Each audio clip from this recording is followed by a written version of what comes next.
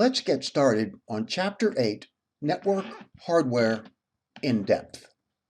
In this chapter, we will look at hubs, switches, and routers. We will look at the routing information protocol, at wireless networking and wireless security, and we will look at network interface cards.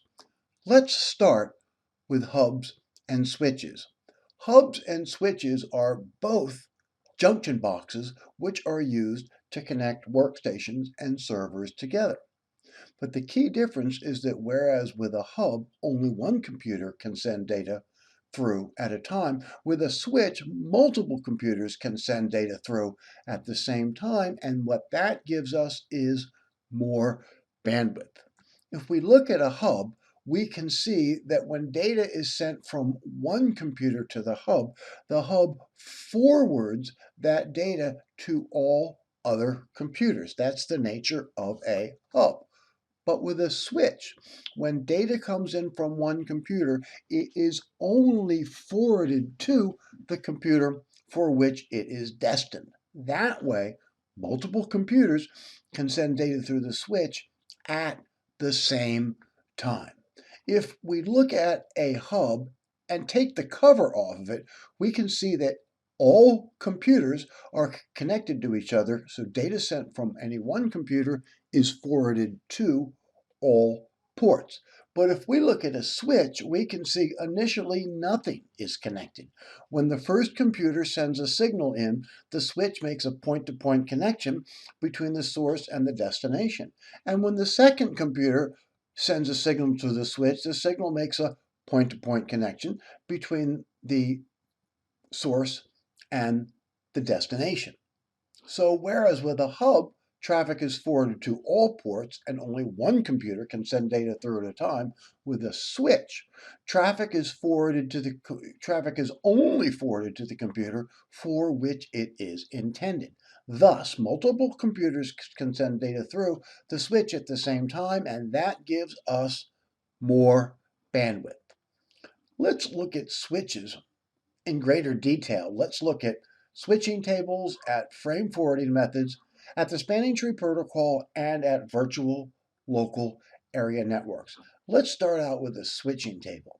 When a frame hits a switch, how does the switch know which port to forward the frame to? And the answer is the switching table.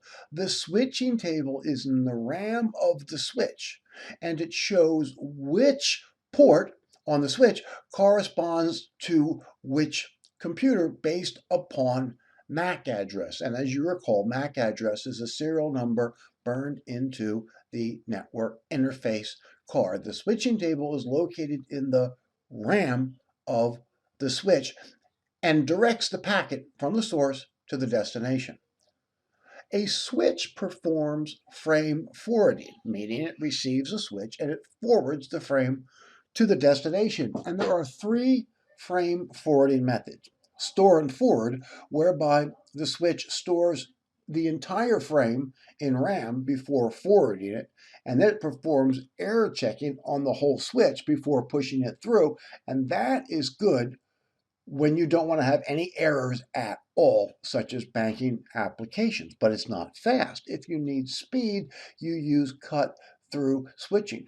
Cut-through switching is the fastest because when a switch receives the first part of the packet, it pushes it through before the end of the frame comes through.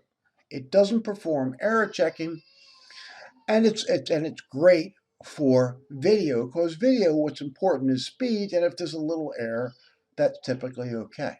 And then fragment free simply verifies the frame size, and if it's not 64 bytes, that means it is a corrupted frame.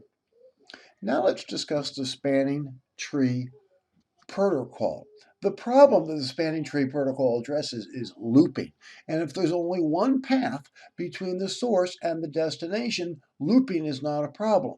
But if we add an additional switch for fault tolerance, then it's possible that frames can endlessly loop around and around the switches, causing excessive network traffic.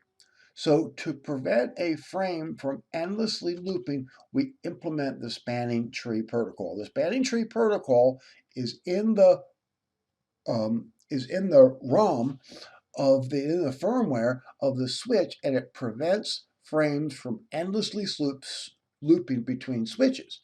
And configuration of the spanning tree protocol is discussed in greater detail in dcom218 Cisco routing and switching.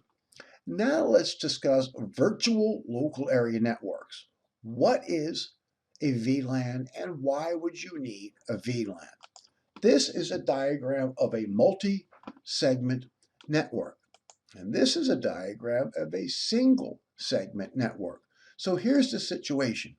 You have a single segment network, but you have a requirement that you should divide that network into two different segments to separate these computers from these computers for the purpose of reducing traffic congestion and to increase security. So what you could do is just purchase an additional switch, move half of the computers over, and then you would create, and that would create separate segments to separate the computers. What you would do is create separate segments to separate the computers and move half of the computers from the old segment to the new segment. But the problem is, if you have only one switch, how can you separate the computers into two separate LANs? And the answer is a VLAN.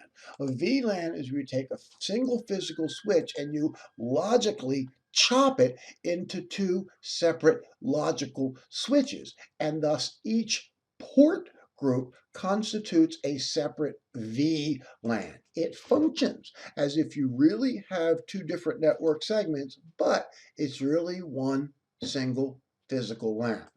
To configure VLANs, what you do is you assign a VLAN ID to a port group. So if we go to this virtual switch in VMware and we select properties, if we select the first port group followed by edit, we assign it a VLAN ID such as VLAN 1, 2, 3, or 4. A VLAN allows you to divide your network into logical subnets, and the reason you would do that would be to limit broadcast traffic, to reduce traffic congestion, and for security. So in this section, we've discussed the difference between a switch and a hub, switching tables, frame forwarding methods, the spanning tree protocol, and virtual local area networks. And this concludes part 1 of chapter 8.